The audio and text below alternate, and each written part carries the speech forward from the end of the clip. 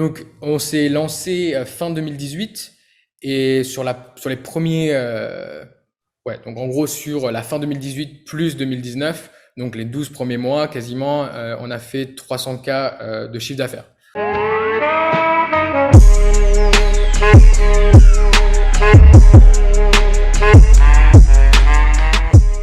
Alors bonjour et bienvenue sous cette nouvelle vidéo. J'espère les gars que vous allez bien depuis la dernière fois. Hein, tu connais, abonne-toi. Hein, abonnez-vous les gars alors. On fait comment sinon? Abonne-toi. Clique sur la cloche pour recevoir toutes les notifications, pour recevoir les prochaines vidéos. Tu connais, hein, pour que tu puisses être déter quand même. Hein. Donc les gars, on revient au concept interview successful comme tu les aimes. Hein, on va passer, on va écouter l'histoire parce que je sais que tu aimes bien les histoires. Donc on va entendre l'histoire de Sébastien aujourd'hui. Comment ça va Sébastien? Bah, écoute, ça va super. Merci Jonathan pour l'invitation sur ta chaîne. Ça fait super plaisir. Bah écoute, moi c'est un plaisir aussi. En plus, je parle pas souvent sur la chaîne de Amazon FBS, donc ça va être cool, tu vois. Ouais, parce qu'il y a, enfin, je sais pas s'il y a beaucoup de gens qui font du Amazon FBA finalement, par rapport à que ce soit dropshipping, e-commerce, enfin différent quoi. Qu'est-ce que t'en penses? Bah, il y a beaucoup moins de gens qui en parlent, en tout cas, par rapport, on va dire, au contenu qu'il y a sur le dropshipping ou qu'il y a sur l'affiliation, ce genre de choses. Il y en a quand même moins. Mais je connais énormément de gens qui en font. Je sais pas ce que c'est en pourcentage des gens qui voilà, sont nomades, qui sont entrepreneurs en ligne, qui font du FBA, mais il y en a quand même pas mal. Je crois qu'il y a plusieurs, je vais pas dire de bêtises, mais je crois qu'il y a plusieurs millions de vendeurs FBA à travers le monde, donc ça fait quand même pas mal de personnes. Ah ouais, ben je pense que même sans connaître le pourcentage, je suis pas sûr qu'il y ait autant de. Ah, quoique. Ouais, je sais pas. On va pas d'autres conneries, on sait pas, mais ouais, c'est peut-être des gars genre, des gars de Amazon FBA, de perçus comme ça. Mais c'est des conneries, hein. Mais j'ai l'impression que c'est comme si c'est des gars, ils font de la maille, mais ils disent rien, tu vois. Ouais, c'est un peu plus. Ouais, bah, à part ceux qui en parlent sur YouTube comme moi, mais sinon, ouais, c'est la plupart du temps, t'as pas besoin de te mettre trop en avant. Tu peux faire ton petit business dans ton coin, faire beaucoup d'argent et personne le sait au final. Donc ouais, c'est un peu ça, c'est un peu ça l'idée. Ok, bah vas-y, bah, présente-toi vite fait. Bah, qu'est-ce que tu fais aujourd'hui? Bon, je pense qu'ils ont capté, mais et puis après on va parler un peu de ton histoire, comment t'as Bien commencé. sûr. Ouais, ouais, bah pas de souci. Bah, du coup, moi aujourd'hui, je travaille sur deux projets principaux. Donc, d'un côté, j'ai mes business Amazon FBA. Donc voilà, ça c'est vraiment du pur e-commerce. Donc ça me prend, je dirais, environ 30 à 40% de mon temps. Et j'essaie de déléguer un maximum pour vraiment appliquer le 80-20, c'est-à-dire que les 20% que moi je mets dans le business, ça va, voilà, c'est les 80% de valeur que je peux apporter.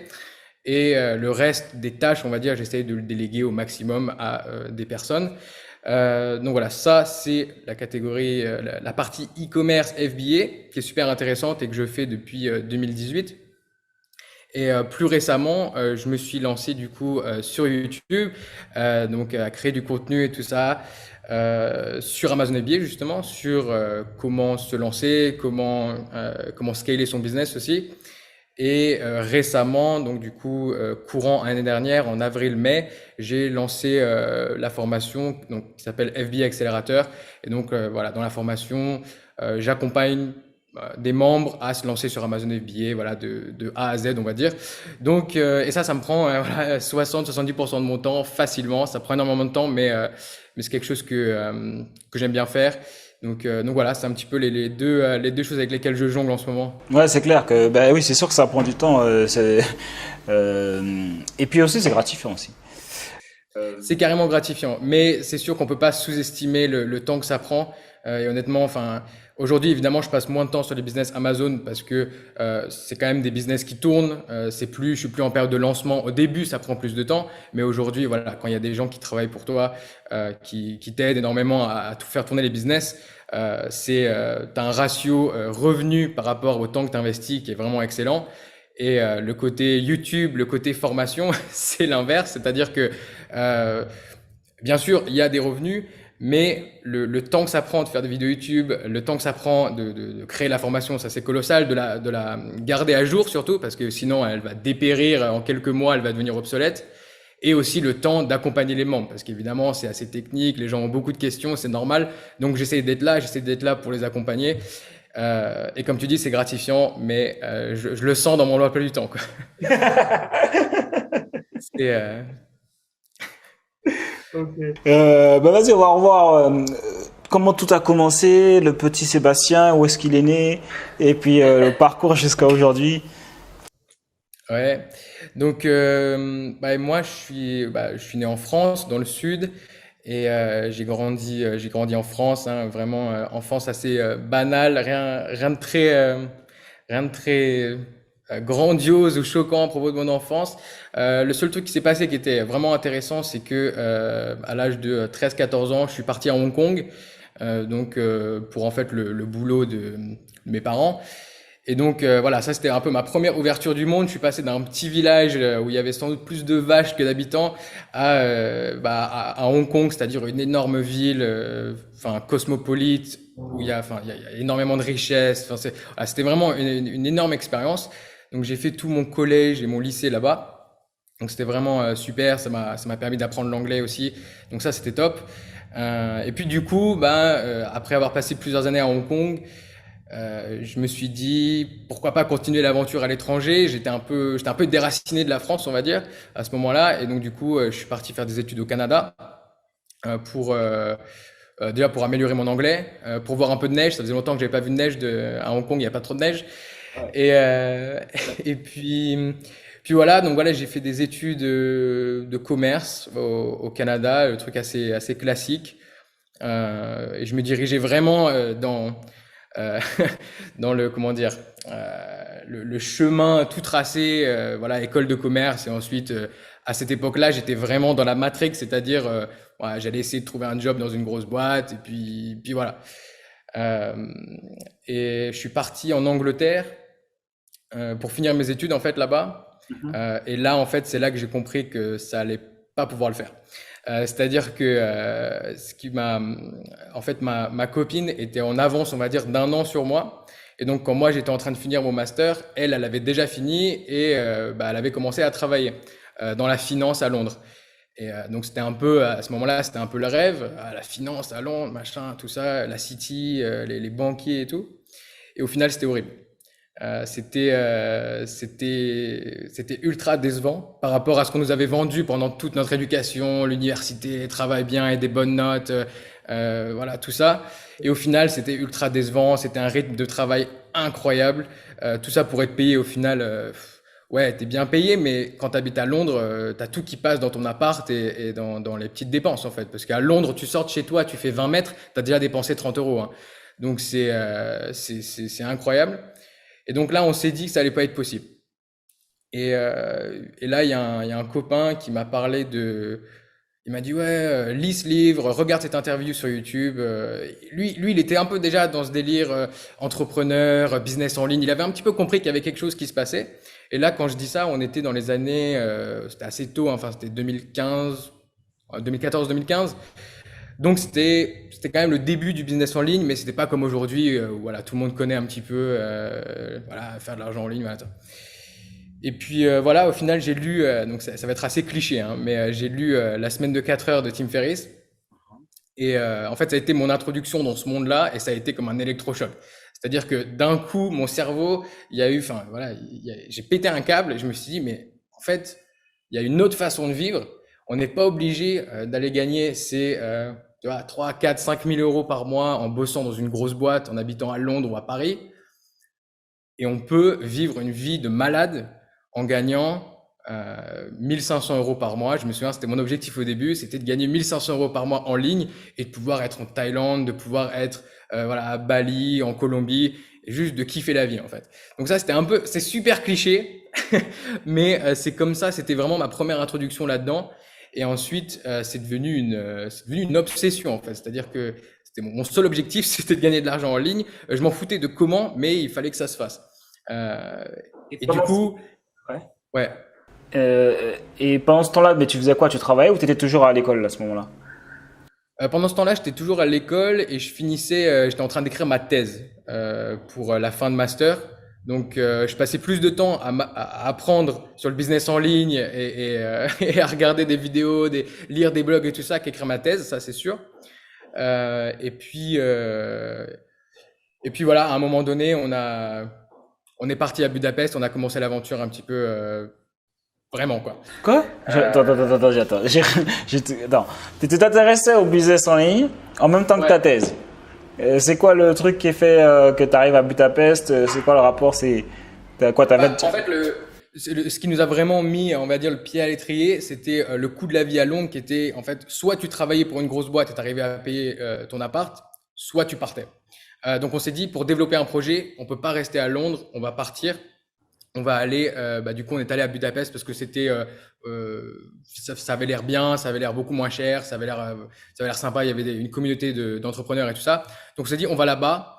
On avait un petit peu d'économie avec le boulot de ma copine et tout ça, avec des petits boulots que j'avais fait avant. Et on s'est dit, on va là-bas et on se donne, voilà, 3 mois. On était ambitieux, 3 mois pour monter un business en ligne. Puis on verra comment ça se passe en fait. Ok. Donc c'est comme ça. En fait, on est parti très rapidement de Londres parce qu'aussi c'est assez toxique comme environnement. Quand tu es au milieu de gens qui croient que il faut être banquier pour réussir sa vie, quand toi tu commences à leur expliquer que peut-être tu vas faire un petit business en ligne, tu vas vendre des trucs sur internet et tout ça, ils se disent ouais c'est quoi, t'es complètement perché. Donc il fallait partir de cet environnement et c'est ce qu'on a fait assez vite en fait. Et je pense que c'était crucial pour se débarrasser de tout ça. Euh, et puis du coup là c'était le premier business qu'on a essayé de faire. Et ça s'est pas bien passé du tout en fait. C'était une énorme claque parce que voilà, on s'était lancé dans le e-commerce. Moi, j'étais vraiment à fond dedans. Et puis j'ai eu cette espèce d'arrogance où tu vois, j'avais fait des études. On m'avait dit pendant longtemps que voilà, université, machin et tout ça, ça allait le faire. Et je me suis dit, oh, c'est pas un petit business en ligne qui va me faire peur, tu vois. Donc on a commencé un business e-commerce. Mais on s'est pris une énorme claque, hein. Donc c'était un business, c'était ni du dropshipping, ni Amazon FBA à l'époque. C'était une sorte de hybride parce que j'étais pas trop pour le dropshipping. Je trouvais vraiment que, enfin, c'était bancal comme business. Et je trouvais aussi que avec les délais de livraison et tout ça, c'était vraiment quelque chose où on allait se prendre la tête avec beaucoup de choses. Donc je me suis dit, mais aussi je croyais pas en Amazon à ce moment-là. C'est ça qui était marrant. Je me disais Amazon c'est nul, tu peux pas construire de marque, ton produit il va arriver dans un colis Amazon, tu vois, c'est pas bien.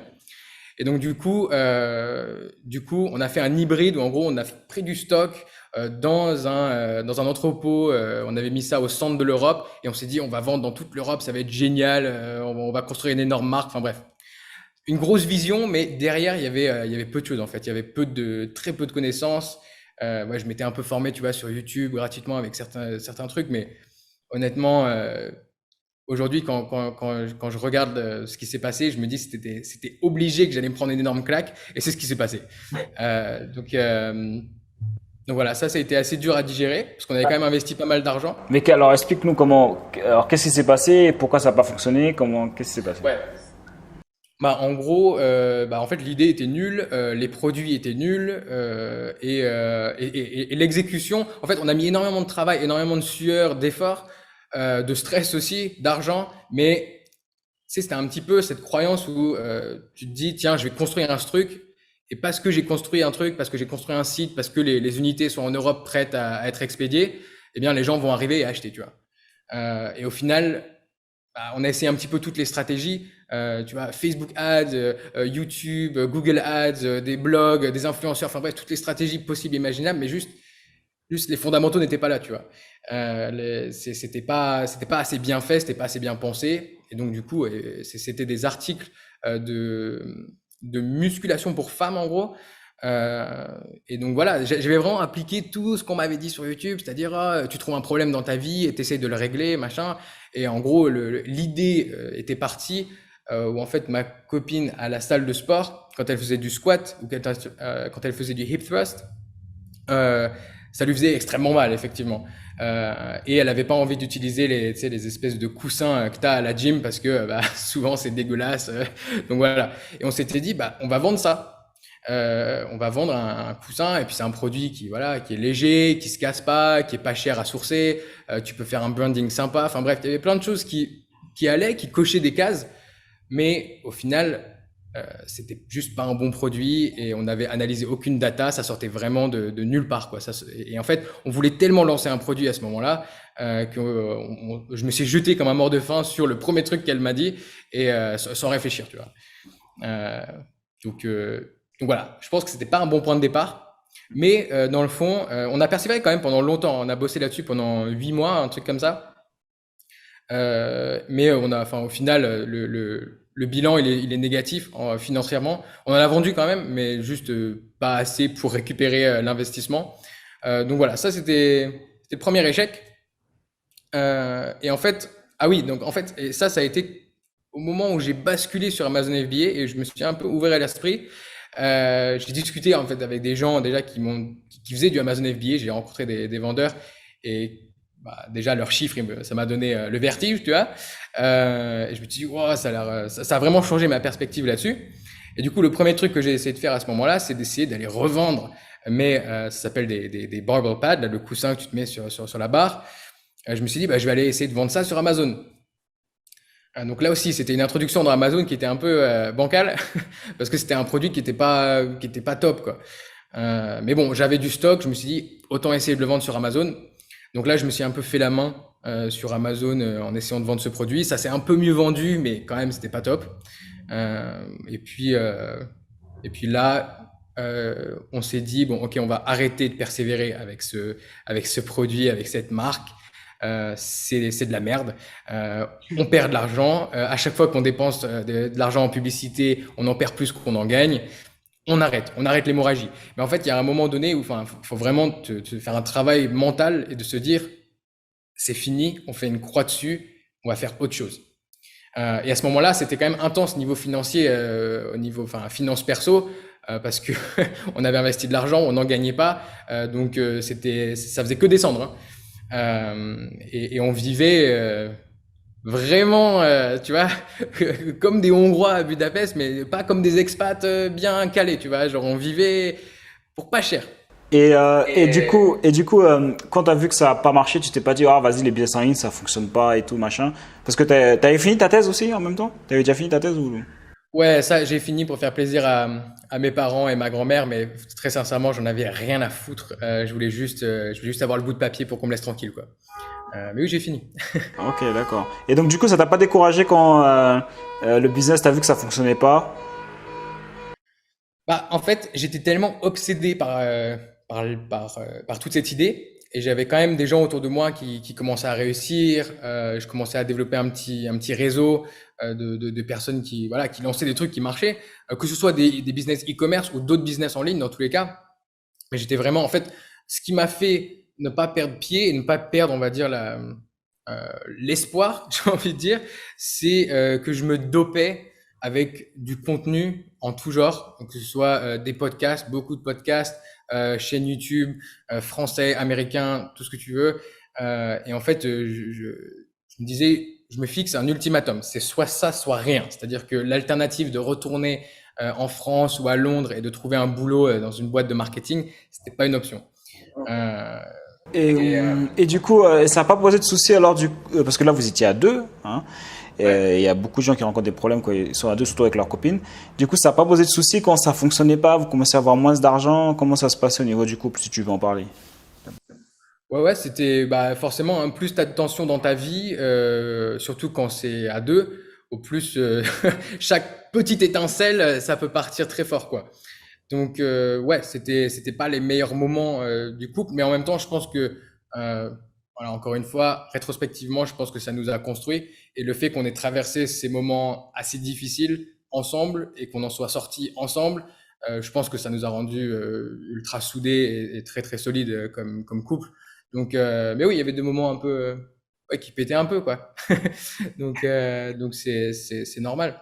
Ouais, j'imagine. Euh, Et pourquoi, selon toi, maintenant avec le recul, le produit n'était pas bon? Très honnêtement, c'est parce qu'il y avait pas assez de demande pour ce produit.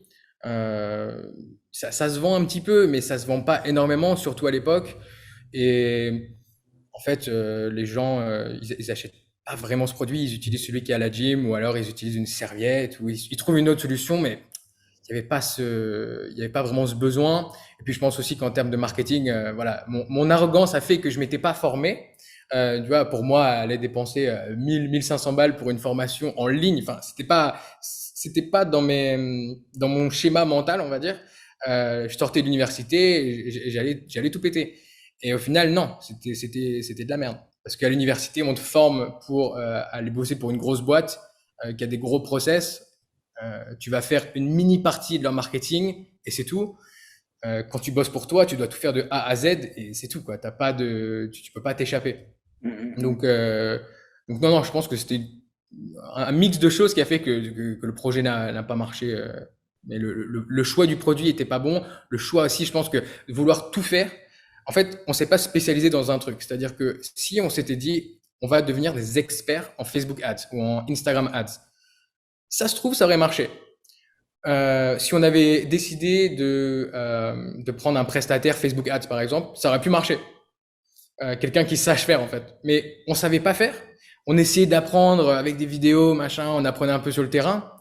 Mais c'est pas des outils que tu peux apprendre comme ça en claquant des doigts. C'est des outils compliqués. Tu peux, enfin, c'est honnêtement, faut être un pro. Et je pense que si on s'était spécialisé dans un canal, ça aurait pu marcher. Mais le fait qu'on ait essayé de tout faire, en fait, on était médiocre partout. On était bon nulle part. Et bah ça, voilà, ça a causé la, la perte du projet, quoi. C'est comme ça. Et ok, donc du coup, tu essaies de tester ce produit-là parce que tu as déjà du stock sur Amazon. Alors, qu'est-ce qui se passe après?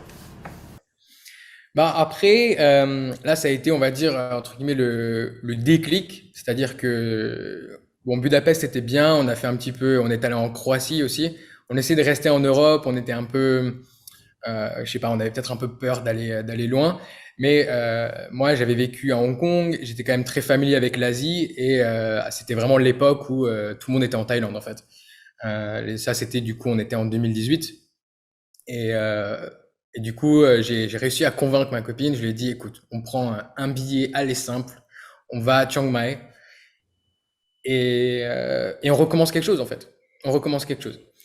Bon, ça a pris du temps, mais j'ai réussi à la convaincre. On est parti et on a là entre-temps, on s'est quand même trouvé des petits boulots en ligne. Donc moi, je faisais c'était pas glamour du tout, mais j'enseignais le français en ligne, donc à des voilà des personnes, des Américains, euh, des Canadiens, de tout ce que tu veux, qui voulaient apprendre le français. Je me faisais payer au lance-pierre, vraiment, parce que bon, c'est pas une compétence. Voilà, c'est la seule compétence que j'avais, c'est que je parlais français et anglais, donc je pouvais un petit peu faire la traduction, mais vraiment très très peu de compétences. Donc voilà, c'était t'es payé 10 balles de l'heure, quoi. Et donc c'est pas top. Et ma copine faisait pareil. Elle enseignait l'anglais à des enfants chinois. Voilà. C'est donc on avait nos petits boulots en ligne et on va dire qu'on arrivait à se maintenir au niveau financier. On arrivait même à économiser un petit peu d'argent parce que la Thaïlande c'est vraiment pas cher. Et puis c'est là que je sais pas si c'est le destin ou quoi, mais je cherchais vraiment un projet. On continuait à travailler sur tout ça. On lâchait pas, tu vois. J'étais vraiment à l'affût. Tout ce que je faisais de ma journée, à part faire des cours de français, c'était chercher une idée de business en ligne, quelque chose, juste quelque chose pour faire de l'argent. Et à ce moment-là, c'était encore juste, je voulais 1500 euros par mois chacun. Et avec ça, on se disait, avec 3000 euros à deux, mais on fait ce qu'on veut, on va n'importe où. Voilà. Donc ça, c'était vraiment les objectifs de départ. Et puis, on a commencé à aller à pas mal de meet-up, pas mal de réunions d'entrepreneurs à Chiang Mai et tout ça. Et on est tombé, mais par chance absolue, sur un groupe en fait ultra avancé de vendeurs FBA. Et en fait, à Chiang Mai, il y a beaucoup de débutants, et du coup, les gars qui sont avancés, bon, ils aiment pas trop, enfin, en gros, passer juste tout leur temps à aller donner des conseils aux débutants. Et en fait, soit tu te retrouves dans des groupes de débutants où il y a aucune valeur et t'as juste un mec en gros en train d'essayer de te vendre ses services, mais enfin il y a vraiment rien, c'est très vide. Ou t'as des groupes de mecs qui sont vraiment high level mais t'arrives jamais à intégrer ça en fait. Et je sais pas vraiment comment on a réussi au final à taper l'incruste vraiment dans ce groupe-là. Et en fait, on leur a fait, ouais, on leur a dit qu'on avait déjà un business e-commerce, qu'on vendait sur Shopify, machin et tout ça. Du coup, ils étaient un peu intéressés.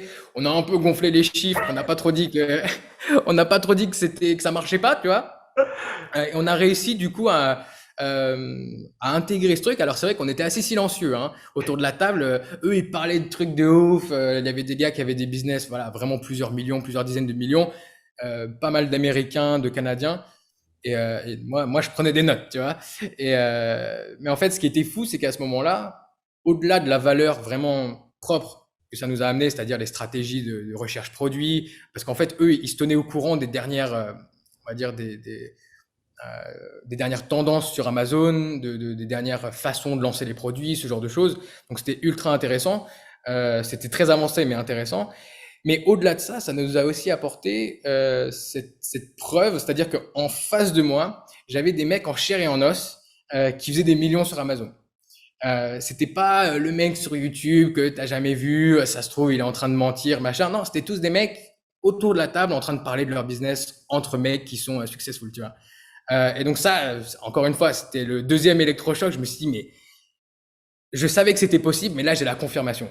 Donc, et je me suis, et ensuite tu vois aussi que ces mecs-là, c'est pas des gars, ils ont pas tous fait, tu vois, HEC ou c'est pas des, non, c'est des gars comme toi, comme moi, certains qui sont assez cons. Tu vois, tu te dis si lui il peut le faire, il y a aucune raison que moi je puisse pas.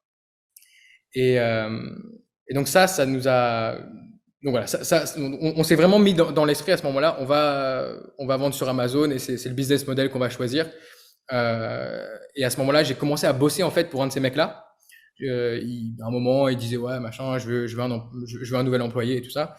Euh, puis voilà, je l'ai contacté, je lui ai dit écoute, moi je suis chaud, j'ai un peu de temps, je suis en train de transitionner de business, tu vois, ça m'intéresse de bosser pour toi.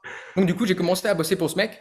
Donc lui, c'était un gros vendeur aux US, donc, qui est américain d'ailleurs, et il vendait dans la niche des suppléments alimentaires. Et ce qu'il faut savoir, c'est que les suppléments alimentaires aux États-Unis, c'est peut-être une des niches les plus concurrentielles du monde. C'est incroyablement agressif.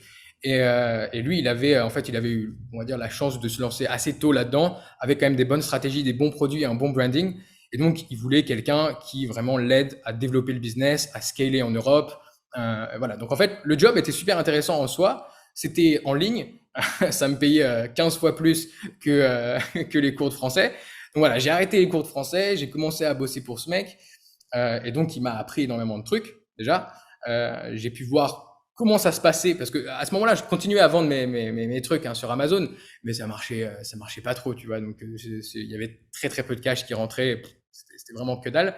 Et donc du coup là, je passais de l'autre côté où j'avais accès à son compte Amazon, et je voyais comment ça se passait quand t'as voilà, beaucoup de produits, son business faisait voilà plusieurs millions, et je me dis ok c'est comme ça que ça se passe.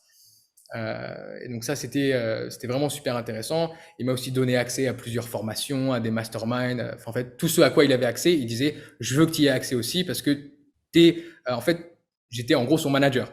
Je manageais son business pour lui. Lui, c'était le proprio du business. Il regardait un peu comment ça se passait, mais il avait un peu envie de prendre du temps pour lui et il disait, OK, grandis le business. Il m'a fait recruter d'autres personnes aussi. Donc, j'avais encore 2 autres personnes dans l'équipe.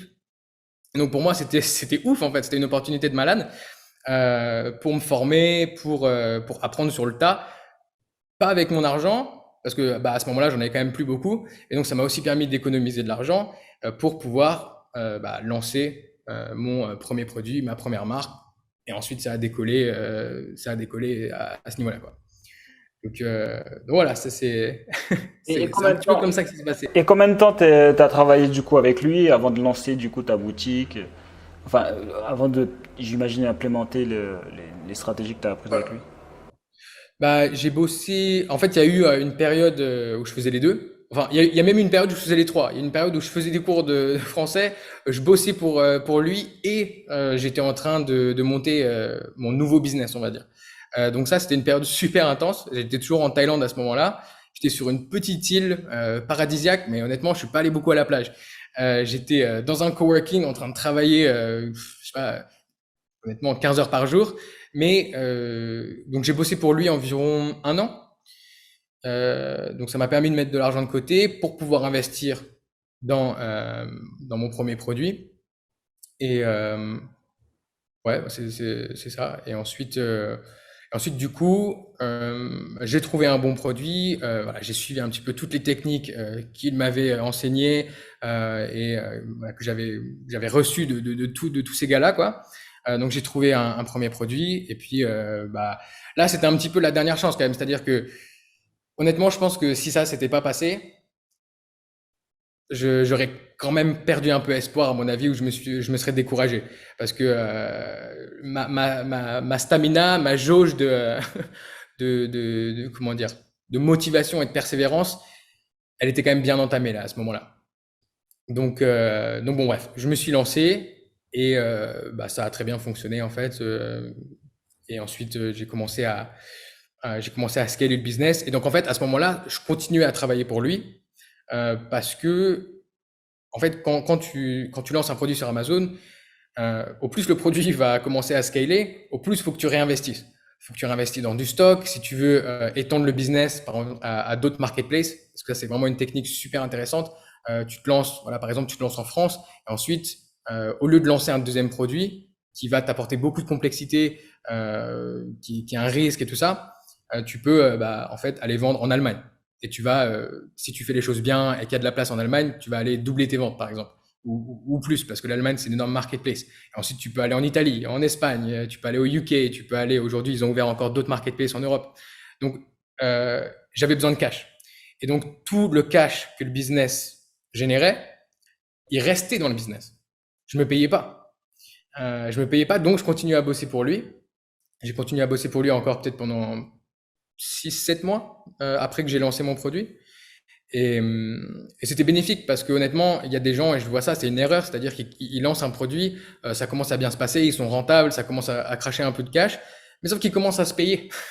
Ils commencent à se payer directement et ils prennent tout le momentum du business en fait. Il faut vraiment continuer sur la lancée et il faut, moi je pense que pendant les 6 premiers mois minimum, voire les 12 premiers si tu peux le faire, faut continuer à réinvestir quasiment tous les profits dans ton business parce que c'est là que tu vas avoir le plus d'impact sur la courbe de croissance de ton business, quoi.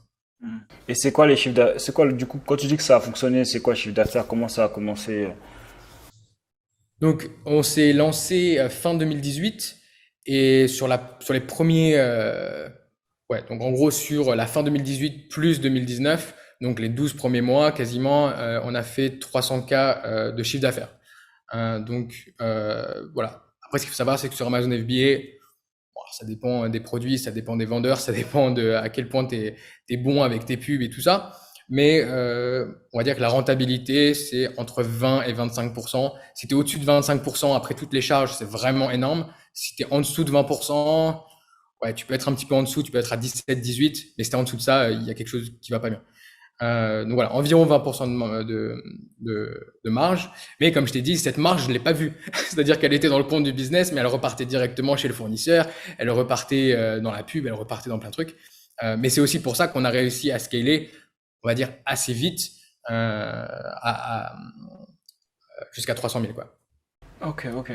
Ok, et donc du coup, alors qu'est-ce qui se passe? Tu continues à travailler avec lui? Une fois que tu fais tes 300K, tu fais quoi alors? Tu travailles avec lui, t'arrêtes? Qu'est-ce que tu fais?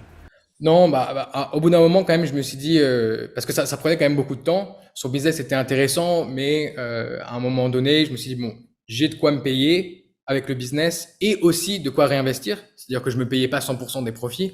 J'ai commencé à me payer vraiment, tu vois, un SMIC. Et je me suis dit, voilà, avec un SMIC, plus un SMIC pour ma copine, bah voilà, là, on peut vivre tranquillement. On n'a plus besoin de travailler sur ces autres trucs. Donc on a largué les amarres, on s'est mis à 100% en fait sur le business. Et c'est là aussi que bah t'as une première impulsion au début quand tu te lances, et puis là quand tu te mets à 100%, t'as une deuxième impulsion parce que bah voilà, t'as 100% de ton temps, ton attention, ton énergie qui est à fond sur ton business. Et donc là on a commencé. Et aussi, c'était après 12 mois, on avait quand même plus de cash dans le business, donc on a pu commencer à scaler beaucoup plus vite, lancer des nouveaux produits et vraiment étendre le truc et avoir une grosse base solide, quoi. Donc ça, c'est ce qu'on a commencé à faire. Et du coup, ça, c'était en 2000, ouais, c'est ça, fin 2019-2020, quoi. Ok. Et du coup, tu disais que tu étais sur une île qui était paradisiaque. Comment elle s'appelle cette île? C'était koh. Oh, Koh Lanta! Ouais, ouais, c'est ça. Ok. Ouais, ils font plus l'émission là-bas, hein, mais non, non, c'était super sympa. Il y a un très bon coworking là-bas. En ce moment, c'est un peu compliqué avec la situation Covid et tout ça. Mais quand on y était, c'était vraiment un bon endroit pour être focus, pour pas dépenser trop d'argent et en même temps, bah, ton le chemin que tu dois faire tous les jours pour aller au boulot, il est exceptionnel. Donc c'était un cadre de vie très sympa. Ok, donc du coup, après, quand tu as lancé ton premier produit, là, vous avez fait 300K, là. Après, tu as lancé un deuxième produit et ça a marché direct. Bah après, en fait, ce qui est bien avec Amazon, c'est que, en fait, c'est vraiment, c'est un peu tout con. Enfin, c'est-à-dire que tu as vraiment une méthodologie. Si tu la suis, ouais, si tu ne déroges pas des méthodes et des stratégies qui fonctionnent, il y a toujours un pourcentage de chances que ça ne marche pas. Ça dépend aussi de ton exécution, ça dépend de plein de choses. On peut pas dire que tu vas avoir un 100% de succès, c'est pas possible. Mais quand même, une fois que tu as compris comment ça marche, une fois que tu as compris quels sont les quelques leviers au final sur lesquels tu vas vraiment avoir un impact et qui vont avoir vraiment une grosse importance sur ton business, bah en fait, une fois que tu l'as fait une fois, les Américains disent rinse and repeat, c'est-à-dire tu rinces et tu recommences. Donc on a fait exactement la première chose qu'on avait fait et on l'a répliqué et ça refonctionne et tu te dis ok, on a trouvé un truc. Donc c'est un truc qui a pas fonctionné une fois, c'était de la chance. C'est un truc qui ça a fonctionné une fois parce qu'on a appliqué les bonnes méthodes. Et puis en plus pendant la première année, quand même, tu te fais les dents. C'est-à-dire qu'il y a plein de problèmes, il y a plein de challenges. C'est assez intense quand même. Mais ensuite, tu apprends de tout ça. Et du coup, quand tu lances ton deuxième, troisième produit, bah, ça devient de plus en plus facile. Tu sais exactement quoi faire. Et puis, tu commences aussi à déléguer certaines tâches qui prennent du temps et qui sont pas forcément, qui sont pas très productives, quoi. D'accord. Et c'est quoi les problèmes que tu as rencontrés la première année qui t'ont formé? Ouais, plein de choses, plein de choses. Déjà, il y a tout l'aspect négociation avec les fournisseurs, très important, parce que c'est quand même un business de produits physiques. Donc, si tu as des problèmes de supply chain, ça va être très très compliqué. En tout cas, enfin, si t'es pas à fond dedans. Donc, savoir gérer les fournisseurs. Hein, nous, on se fournit principalement en Chine, donc c'est une culture différente que je connais un petit peu avec mes années à Hong Kong, mais honnêtement, j'étais adolescent, ça aide un peu, mais pas tant que ça. Donc il y a ça, très important. Et ensuite, il y a tout l'aspect, enfin ça, on va dire les suppliers et la logistique, parce que tu fais quand même transiter voilà, des milliers d'unités sur la mer, ou alors par train ou par avion. Voilà, c'est des trucs, tu fais pas ça dans ton quotidien d'habitude, donc là c'est vraiment des choses sur lesquelles tu dois. Au début, tu apprends, tu bégayes un peu, tu as peur, tu dis voilà, je vais vraiment envoyer tu vois 10 15 000 balles à ce mec à l'autre bout du monde sur son compte en banque. Et puis au bout d'un moment, tu deviens plus à l'aise avec ça et ça, tu trouves aussi des manières d'optimiser un petit peu tout ce process. Donc voilà, on a eu pas mal de problèmes là-dessus la première année, des ruptures de stock, des petits problèmes voilà, à droite, à gauche. Des trucs que t'apprends, c'est normal. Et puis ensuite, bah, sur Amazon, hein, c'est-à-dire que c'est une marketplace qui est quand même concurrentielle. Beaucoup de gens veulent se lancer. Aujourd'hui, il y a pas mal de Chinois et tout ça. Donc, il faut quand même se faire sa place. C'est pas donné, c'est pas parce que tu as lancé un produit et que ça marche bien que bah ça va, tu t'as plus rien à faire en fait. Donc tu as énormément quand même de gestion à faire sur ton listing. Et disons que il y a beaucoup de choses que tu peux faire pour que ça se passe mal. Il y a beaucoup d'erreurs que tu peux faire pour ruiner un petit peu tous les efforts. Euh, donc voilà, c'est de la gestion, c'est savoir gérer les situations avec les clients, savoir gérer les situations avec Amazon, parce que aussi, bon, c'est une énorme structure aujourd'hui. Et donc, on va dire que il faut savoir les gérer, quoi. Il faut savoir les gérer. Donc voilà, toutes ces choses-là, je pense que j'en oublie, hein, j'oublie des challenges qui. Il y a les problèmes de cash flow évidemment, parce que à un moment donné, tu as envie de réinvestir, tu as envie d'acheter plus de stock, tu as envie de lancer un nouveau produit parce que tu avais une super opportunité, et tu es bloqué avec le cash flow, tu vois. Donc à ce moment-là, c'est pour ça qu'il faut continuer. En fait, il faut pas commencer à se payer tout de suite et qu'il faut réinvestir parce que sinon tu vas être bloqué au niveau de ta trésorerie beaucoup trop vite. Donc il y a vraiment cet aspect et c'est un mindset en fait. Il faut se mettre là-dedans, il faut vraiment le comprendre, faut limite l'apprécier pour ce qu'il est. C'est-à-dire que le cash que tu vois rentrer dans ton entreprise, il est pas pour toi, tu peux pas l'utiliser maintenant, il est pour la croissance de l'entreprise, pour la faire tourner. Il faut vraiment avoir voilà, cette vision sur ton roulement de trésorerie, on va dire. Ça, c'est vraiment super important à mettre en place le plus vite possible. Ouais, quand tu dis ça, ça me rappelle ce que je viens juste de finir la biographie de Phil Knight, le fondateur de Nike. Ouais, ouais. Lui, il était quand même j'ai adoré ce bouquin. C'était un bouquin qui m'a vachement inspiré quand je me suis lancé. Mais c'est vrai que c'était un autre, comment dire, il était un peu fou, quoi. C'est-à-dire que il avait vraiment fait des gros paris à une époque aussi où, enfin, tu vois, nous on fait tout par Internet aujourd'hui, mais lui, il allait directement sourcer au Japon et tout ça. Enfin, c'était des trucs super intenses. Et puis il avait des employés. Il y a des mois, il était en négatif. Il devait aller à la banque pour prier pour qu'il lui donne une rallonge. Enfin, donc nous, c'est pas, on n'était pas au même niveau, on va dire, mais au niveau de l'approche et au niveau du jeu un petit peu de cash flow, c'est la même idée. Ouais, c'est ça, parce que ça m'a rappelé ça direct. Ouais. Et du coup, alors, ben, de ce que je comprends, alors, en fait, une fois que tu as déjà fait un produit, un deuxième, ben, du coup, tu en fais un illimité. À quel moment, pourquoi tu arrêterais? Ou combien de produits, par exemple, toi, t'as lancé, au final? Là aujourd'hui, on a ouais, une vingtaine de SKU. Donc les SKU, c'est une, comment dire, c'est une variation d'un produit. Donc par exemple, si tu as un produit et tu as deux variations, ça va te faire ça va te faire deux SKU, pardon. Donc aujourd'hui, on a environ une dizaine de produits avec une vingtaine de SKU. Donc il y a des produits qui ont qu'une variation, il y a des produits qui en ont deux ou qui en ont trois. J'en fais rarement plus parce que souvent ça vaut pas le coup. Euh, donc ce qui va te bloquer concrètement, c'est le cash flow. Aujourd'hui, si j'avais un cash flow illimité, si derrière moi j'avais une grosse banque qui me disait vas-y et nous on paye, tu pourrais lancer, ouais, enfin, tu vas être limité par le cash flow et tu vas être limité par le temps que ça te prend. Ça te prend quand même du temps de trouver un produit, ça te prend du temps de concevoir le produit en fait, parce que c'est pas juste une question de trouver un produit aujourd'hui sur Amazon, c'est une question de quand tu trouves une opportunité dans un marché, c'est-à-dire tu vois que par exemple dans un certain marché, tu vas avoir euh, des chiffres qui sont intéressants, c'est-à-dire une demande qui est intéressante et une concurrence qui a pas l'air d'être optimisée. Des produits existants qui n'ont pas l'air d'être optimisés. Tu vois ça, par exemple, dans les avis clients, les gens se plaignent de certains problèmes qui ne sont pas résolus par les produits qui sont déjà là. Et donc, toi, c'est une opportunité pour toi de dire, je vais lancer ce produit avec ces améliorations, voilà, je vais penser à ce certain marché cible qui n'est pas forcément déjà servi par les produits existants. Et donc, tu as toute une étape de conception du produit. Ensuite, tu as l'étape du sourcing, tu as l'étape de la logistique, et puis ensuite, tu as le lancement du produit qui est quand même une grosse étape. Parce que il faut, en fait, quand tu lances un produit sur Amazon, Amazon, c'est vraiment un jeu, tu te bats un petit peu contre un algorithme et des concurrents. Mais l'algorithme, c'est quand même, c'est pas ton ennemi, parce que ça peut être ton meilleur ami, mais au début, il faut que tu le séduises, en fait.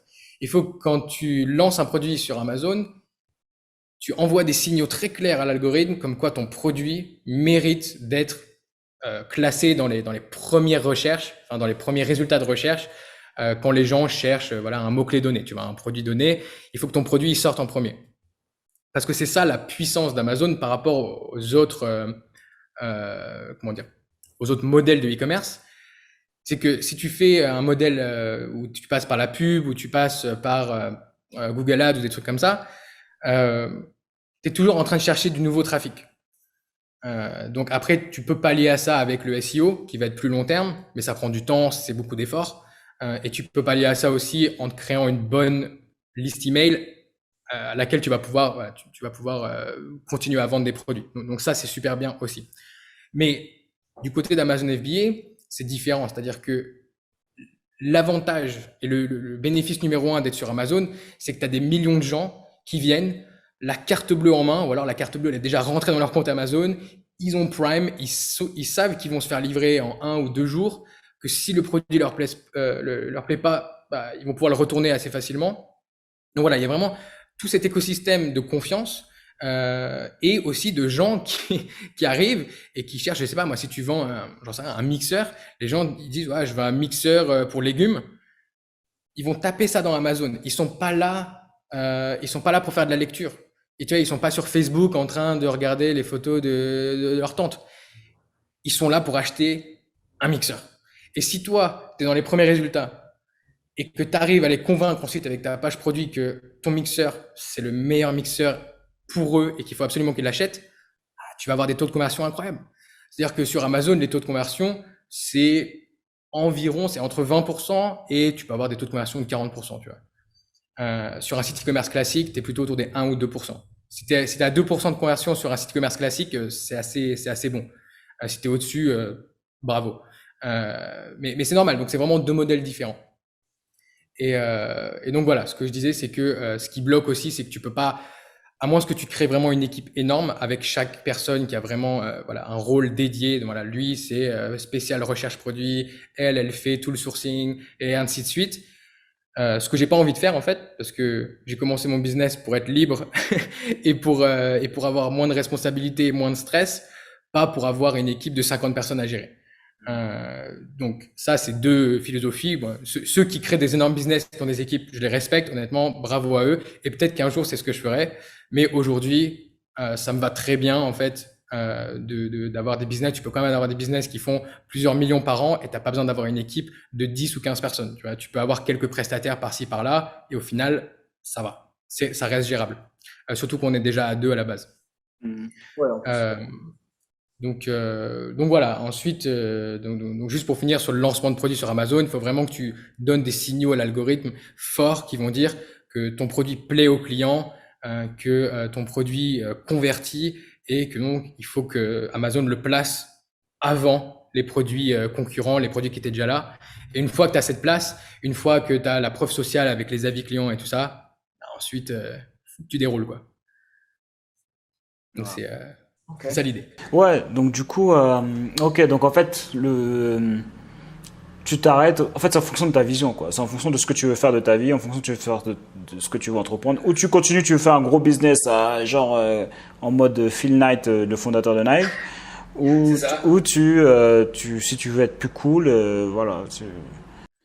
Absolument. C'est en fait après le truc c'est que tu te prends au jeu. Donc comme je te disais moi au début je voulais juste gagner 1500 euros par mois. Et puis après tes objectifs évoluent. Tu as envie de lancer plus de produits, tu vois plus d'opportunités. Bon, c'est dur de se retenir au final, mais j'essaie vraiment de garder cette on va dire d'être conscient par rapport à mes choix, d'être conscient par rapport à ce que je fais et de me dire que oui, je pourrais essayer de faire x10 sur mon business et d'avoir un business, tu vois, à 8 chiffres, vraiment un truc énorme avec des gens qui bossent pour moi et tout.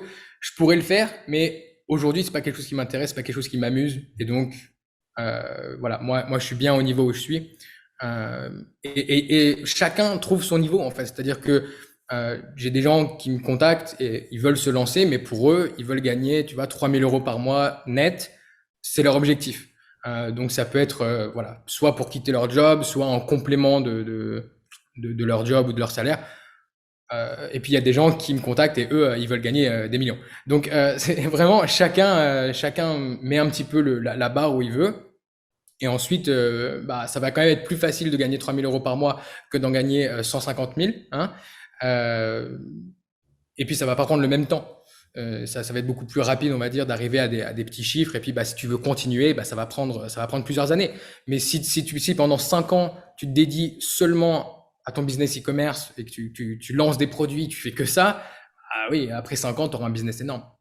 Surtout si tu as vraiment compris le truc et que tu continues à répéter, que tu te tiens à jour. Hein, c'est-à-dire qu'il faut pas utiliser les techniques de 2017 ou 2018. Aujourd'hui, bon, bah, tu vas te faire cramer. Amazon va pas être content. Voilà, pas mal de choses.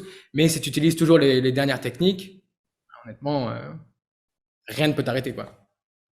Wow, énorme. Et du coup, alors, une fois que ça a commencé à fonctionner, vous êtes resté en Thaïlande, vous avez déménagé, vous avez fait quoi là? Ouais, mais ensuite, parce que c'était ça vraiment l'objectif. Au début, il était assez lifestyle, donc on en a quand même pas mal profité. Je suis content qu'on ait pu le faire avant tout ce qui se passe. Donc, on a pas mal bougé. On est revenu en Europe. Après avoir fait un peu l'Asie, on est revenu en Europe parce qu'on avait aussi plus d'argent. Donc, on pouvait vivre confortablement en Espagne ou en Croatie ou dans des endroits sympas comme ça. On a fait la Grèce, on a fait, je sais même plus, on a fait pas mal de pays. On est aussi allé, on a fait la Colombie.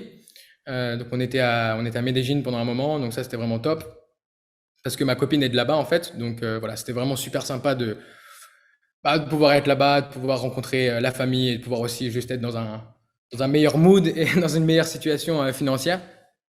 Et puis, puis ouais, bah, au final, au fur et à mesure que tes revenus augmentent, bah, tu as de plus en plus d'options. Et donc, du coup, bah, si tu vas aller en Thaïlande, tu peux, mais t'es pas obligé de rester là-bas. Donc c'est ça, on en profite encore toujours, hein, malgré ce qui se passe. On essaye à fond parce que c'était, encore une fois, c'était ça l'objectif principal, en tout cas l'objectif initial, c'était le voyage. Moi, c'est ça qui me parlait.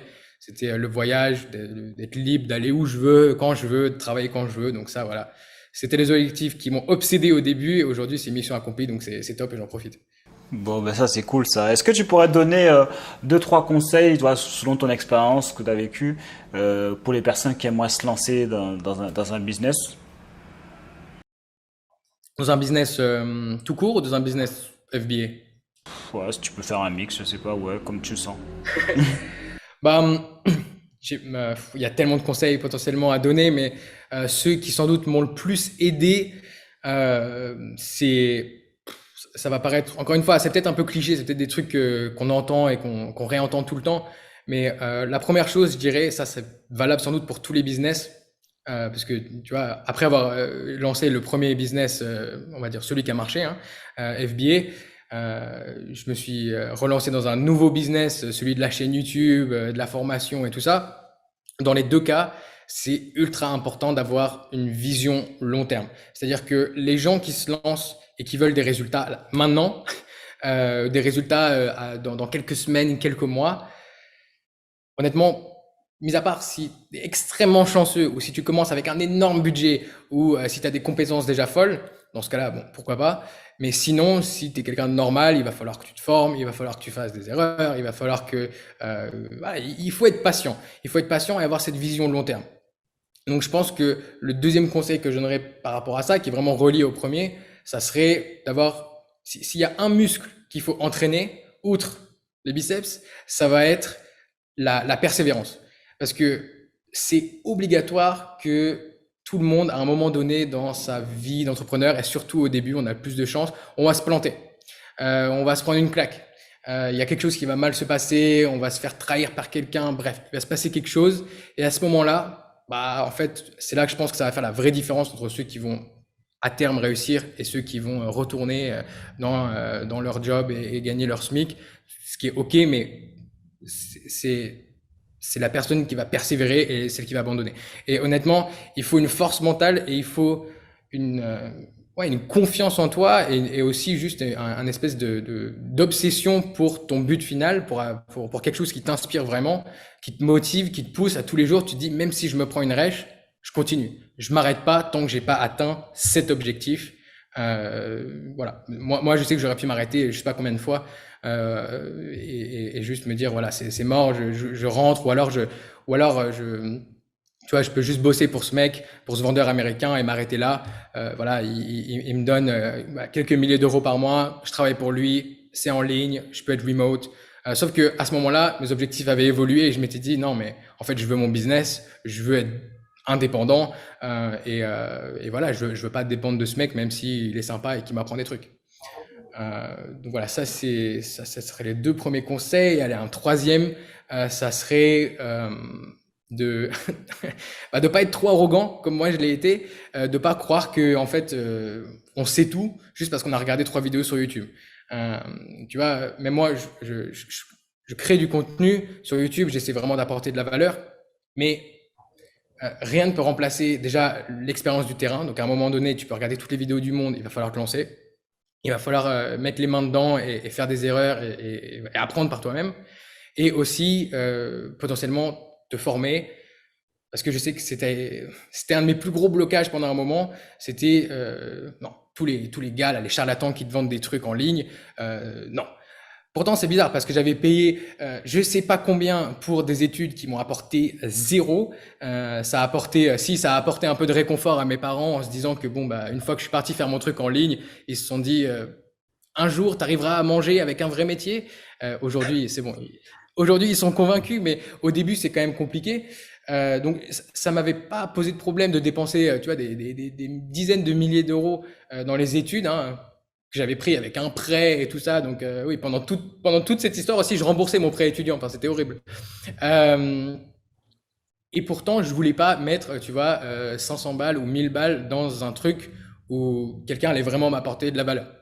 Sur un truc ultra spécifique qui allait me permettre d'atteindre mes objectifs.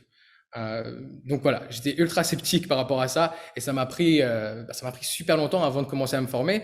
Et c'est quand j'ai commencé à bosser pour cet Américain, en fait, j'ai vu que lui, mais je sais pas combien il dépensait par an, mais des dizaines de milliers de dollars facile en, en formation. Il avait toutes les formations, je pense qu'il les avait, ouais, de marketing, de pub, Amazon, il avait tout. Alors qu'il avait un business qui générait déjà des millions. J'avais envie de lui dire, mec, peut-être arrête, tu vois. Peut-être t'as pas besoin de toutes ces formations. Il disait, non, j'ai toujours envie d'avoir la dernière info. J'ai toujours envie d'être à la pointe. Et pourquoi pas, voilà, ça va me permettre d'augmenter mon business. Donc ça, et je pense qu'un point qui est relié à celui-là aussi, ça serait le fait de s'entourer. Moi, pendant trop longtemps, j'ai fait un peu tout seul dans mon coin. Enfin, j'étais avec ma copine, mais enfin, tu vois, très fermé, refermé sur moi-même. Et au final, ce qu'il faut faire, c'est sortir, aller rencontrer des gens et juste, voilà, apprendre de leur expérience, potentiellement travailler pour eux. Enfin, il y a vraiment énormément de choses que tu peux faire, même en rejoignant une communauté. Tu vois, c'est vraiment, je pense qu'on sous-estime l'impact que ça peut avoir sur ta psychologie et ton business, quoi. Et du coup, tes parents, alors, ils ont dit quoi tout au début, ouais, quand tu voulais te lancer dans le business? Créer ton business en ligne? Euh, Bah, c'est sûr, pour eux, c'est toujours un peu choquant. Surtout que c'est pas comme si depuis longtemps ou depuis que j'étais gamin, je me disais, ah, je vais monter ma boîte, je vais faire ci, je vais faire ça. Donc, c'est vrai qu'au début, bah, ils étaient un peu sceptiques aussi, hein. Pour eux, tu vois, ils avaient vraiment, ils étaient dans le truc ultra classique, un boulot, on a un salaire, on achète notre maison et voici, voilà, tu vois. Il y avait rien de trop fou, trop d'aventurier dans ce qu'ils faisaient, à part peut-être l'expatriation à Hong Kong. Mais même ça, tu vois, l'expatriation à Hong Kong, tu te retrouves avec des expatriés, des gars qui bossent dans des banques, des machins. T'es vraiment dans un système, t'es vraiment dans une matrice. Donc c'est vrai que, bah, en fait, ouais, pour eux, ils m'ont dit, bah écoute, tu fais ce que tu veux au final, sauf que bah nous, voilà, aujourd'hui, t'as fini tes études, on va plus te soutenir financièrement, donc bah du moment que tu te gères et du moment où tu restes en bonne santé, nous, ça nous va. Euh, ils ont quand même été, pendant la première année où ça se passait pas bien, bah, ils étaient quand même un peu inquiets, hein, tu vois. C'est une maman, hein, elle a pas envie que son fils en soit en manque de quelque chose. Donc voilà, c'était toujours un peu le stress pour eux. Mais je pense que je les remercie quand même parce qu'ils m'ont soutenu, même s'ils comprenaient pas tout. Ils me disaient quoi, tu veux vendre des produits que tu achètes en Chine sur Amazon, mais tu vois, t'es pas, qu'est-ce que tu fais? Et au final, je leur ai dit, écoutez, faites-moi confiance, vous verrez. Alors que j'avais aucune idée de ce que je faisais, mais faites-moi confiance. Et au final, bon, ils m'ont quand même soutenu moralement, quoi. Tu vois, ils étaient pas parce que je pense que ça peut être très toxique, ça, hein, ton environnement, que ce soit tes parents ou tes amis, ou enfin un petit peu voilà ta famille.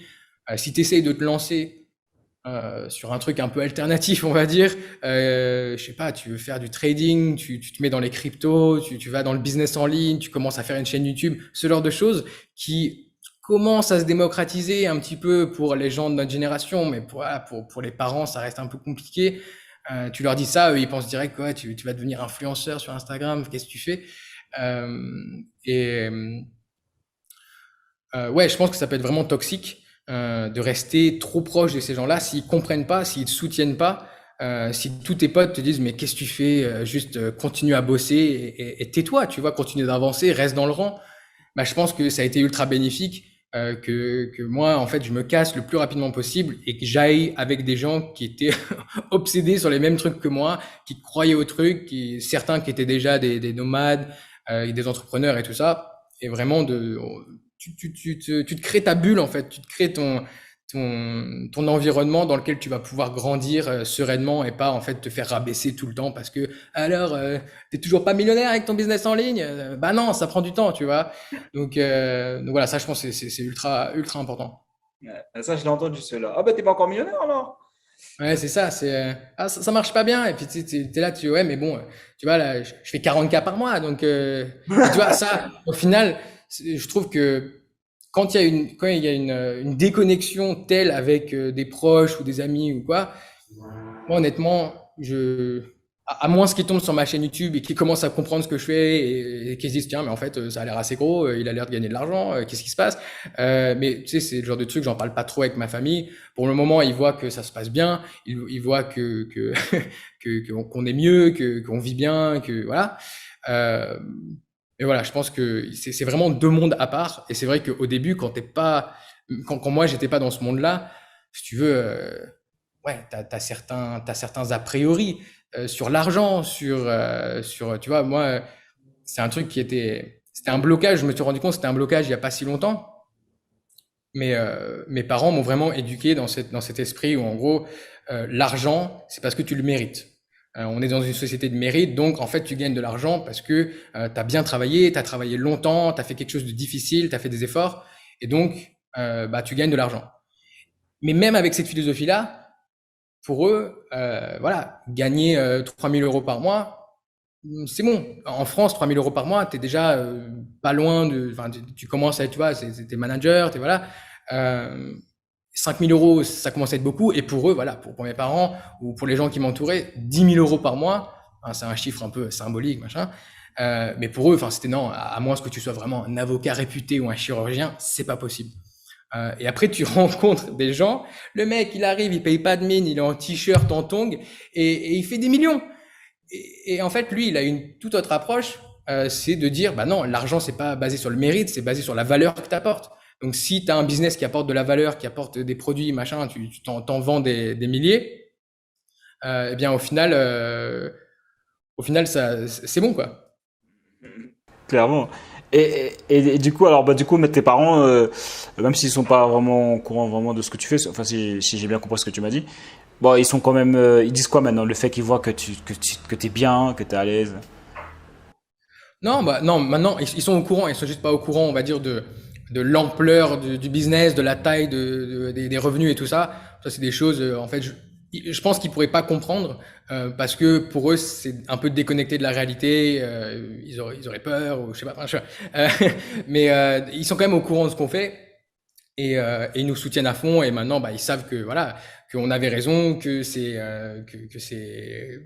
pas qu'on s'est pas fait comment dire qu'on s'est pas fait berner par, je sais pas, des gens qui nous racontaient n'importe quoi et que aujourd'hui on en vit, on a un business, on a des gens qui travaillent pour nous et donc du coup bah voilà, à ce niveau-là ils sont super contents et ils ont plus trop de peur quoi.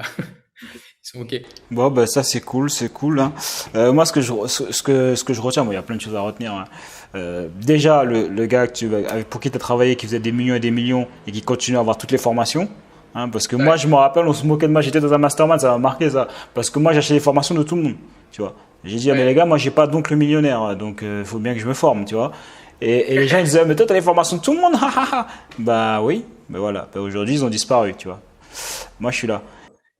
Non mais c'est ça et au final c'est et après et honnêtement je pense que quand tu ouvres après il faut faire attention parce que il y a des gens et j'en connais autour de moi eux ils vont acheter toutes les formations mais ils vont rien faire. C'est-à-dire que ils vont acheter une formation sur Amazon FBA puis après en fait ah mais en fait non ça a l'air un peu compliqué il faut travailler il faut faire des efforts. Oh je vais acheter une formation sur le trading crypto parce que là c'est facile. En fait non en fait j'ai perdu de l'argent ou alors c'est plus compliqué que je pensais. En fait ils vont acheter tout un tas de formations et à la fin, alors oui, ils peuvent te faire vraiment un détail vraiment incroyable de chaque formation, super. Mais au final, ils ont rien à montrer. Qu'est-ce que tu as fait? Est-ce que tu as lancé un business? Est-ce que tu as réussi à faire de l'argent? Est-ce que tu as réussi à... Ah non, non, mais j'achète des formations. Bon, bah, donc je pense qu'il faut trouver l'équilibre entre cette personne-là, la personne qui va en fait croire que passer à l'action, c'est juste acheter une formation. Acheter une formation, c'est vraiment l'étape zéro. C'est-à-dire, tu commences, tu mets ton pied dedans et tu vas. C'est un petit peu comme voilà, tu rentres à l'université ou tu rentres à l'école, mais c'est tout. T'es juste rentré, t'as passé la porte, quoi. Et ensuite, donc voilà, t'as ces gens-là, et de l'autre côté du spectre, tu vas avoir bah, un peu comme moi j'étais avant, c'est-à-dire je fais tout moi-même, je vais trouver l'info existe quelque part, et je vais passer 15 heures à trouver la même information que j'aurais pu avoir en 30 minutes dans une formation, tu vois. Donc voilà, je pense qu'il faut trouver le bon endroit entre j'achète tout et quand même je me pose, je choisis quelque chose, je me fixe des objectifs et ensuite j'exécute quoi. Et je pense que aujourd'hui, avec un petit peu, tu vois, le business en ligne, au moment où je pense nous on s'est lancé, ça commençait à être un petit peu de tendance, mais ça restait quand même un petit peu bizarre. Aujourd'hui, j'ai l'impression que sur Instagram, il y a que ça, il y a que des gens qui prêchent le business en ligne, le fait d'être entrepreneur, machin.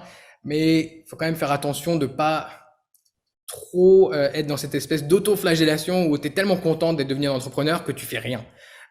Donc aujourd'hui, je pense que d'abord se concentrer sur construire un business et ensuite, si tu veux, bah, tu peux en parler et tu peux dire que ta vie d'entrepreneur est géniale.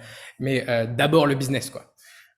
Donc ça, je pense, c'est super important. Ouais, c'est clair. Et puis, ouais, puis partir sur vraiment du long terme parce que dans toutes tes péripéties, tu vois, ça a quand même pris des années. Parce que souvent, les gens, ils pensent que c'est direct, dans un an, je fais 1 million. Ouais, c'est ça. C'est ça. Et forcément, de toute façon, tu peux pas accélérer certaines choses. Il y a des choses que tu peux accélérer, c'est-à-dire que je pense que quelque chose qu'il faut absolument couper, c'est, je sais pas, l'année de procrastination que tu vas avoir avant de te lancer. Ça, c'est vraiment, ça peut être expédié en quelques semaines. Mais ensuite, une fois que tu es dans le business, il y a des choses, ça peut pas aller plus vite. Ton fournisseur, il peut pas produire la marchandise plus vite. Tu peux pas accélérer le bateau qui amène ta marchandise. Non, ça va prendre, ça va prendre des semaines. Tu peux pas non plus accélérer bien la construction de justement de ta trésorerie. Donc il y a plein de, tu vois, les gens qui me contactent et qui disent j'ai envie de gagner le million, je leur dis oui, mais c'est possible, mais ça va prendre du temps. Donc si tu as un horizon de 5 ans, c'est possible. Enfin, ça dépend quel budget. Tu peux faire ça plus rapidement. Il y a des techniques pour optimiser. Tu peux être malin. Tu peux faire plein de choses. Aujourd'hui, on va dire que le chemin qui est souvent montré comme exemple, en tout cas dans les business e-commerce, Amazon FBA et tout ça, ça va être tu montes un truc rapidement, enfin le plus rapidement possible en tout cas, un truc qui commence vraiment à générer du cash et tout, qui est rentable. Tu le vends. Donc tu vends ton business. Donc là, tu récupères un gros paquet de cash. Et ensuite, tu recommences. Et en fait, ça va vraiment te permettre d'accélérer ta croissance. Donc aujourd'hui, ça serait une bonne technique pour arriver plus vite à des niveaux importants. Mais encore une fois, c'est pas donné parce que même en faisant ça, tu as construit un business. Tu l'as quand même. Tu peux pas juste faire ça pendant 2 mois et ensuite le vendre. Il faut faire ça pendant 6 mois, minimum 6 mois, sinon 1 an, c'est mieux. Ensuite, tu le vends, donc c'est tout un process. Et ensuite, tu réinvestis cet argent-là, tu vois. Donc quand même, je pense que la vision long terme. Ouais, c'est vraiment la clé sur tout le long, quoi.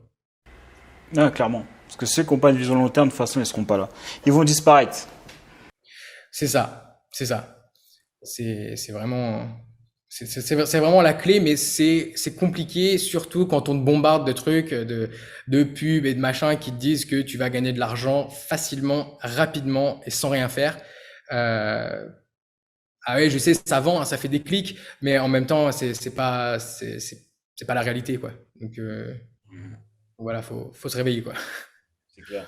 Ok, bah c'est cool. Sébastien, je pense qu'on a fait le tour. Est-ce que tu voulais rajouter Ah ouais, les gars, donc du coup, je mettrai aussi les liens pour tous ceux qui veulent se faire former. Vous êtes libre d'accéder aux liens juste en dessous dans la description pour aller plus loin avec Sébastien. Est-ce que tu voulais rajouter quelque chose avant que je conclue la vidéo? Non, bah, enfin, si ton audience veut découvrir ce que je fais, voilà, j'ai pas mal de vidéos sur ma chaîne YouTube qui expliquent le fonctionnement d'Amazon FBA, qui expliquent aussi des choses plus techniques sur Amazon FBA. Donc voilà, si vous êtes intéressé par toutes ces choses-là, vous pouvez aller checker ma chaîne YouTube et puis ensuite pourquoi pas la formation. Donc voilà, c'est comme ça qu'on peut me trouver, c'est comme ça qu'on peut regarder ce que je fais et être tenu au courant. Ok, ça marche. Bon, bah c'est cool. Alors, bon, les gars, vous avez tout noté. Donc voilà, les gars, vous avez vu, rien n'est facile. C'est pour ça que j'aime bien faire des échanges avec des entrepreneurs pour que vous puissiez voir la vérité. Oui, il y a peut-être un gars qui peut faire 1 million en 1 an, mais c'est où il avait déjà fait des business avant, et en plus, il faut qu'il soit au bon endroit au bon moment. Mais c'est pas possible en fait. C'est limite pas possible. Ou si ça arrive, je vois pas comment c'est possible en fait. Voilà. Donc les gars, pensez long terme. 5 ans, ça paraît long, mais tu vas vite les atteindre les 5 ans. Et si tu passes pas à l'action, dans 5 ans, tu seras au même endroit où tu es maintenant. Donc faut quand même passer à l'action, sinon il va rien se passer. Donc n'hésite pas à mettre un j'aime si tu as aimé cette vidéo, un j'aime pas si jamais tu n'as pas aimé. Ok, tu as tout en description si jamais tu veux aller plus loin. Et donc les gars, on lâche rien. Et encore merci à toi Sébastien d'être venu sur la chaîne. Bah, y a pas de souci. Merci à toi pour l'invitation. Voilà, et donc les gars, on lâche rien et on reste déterminés. Il y a eux et il y a nous. Choisis ton camp.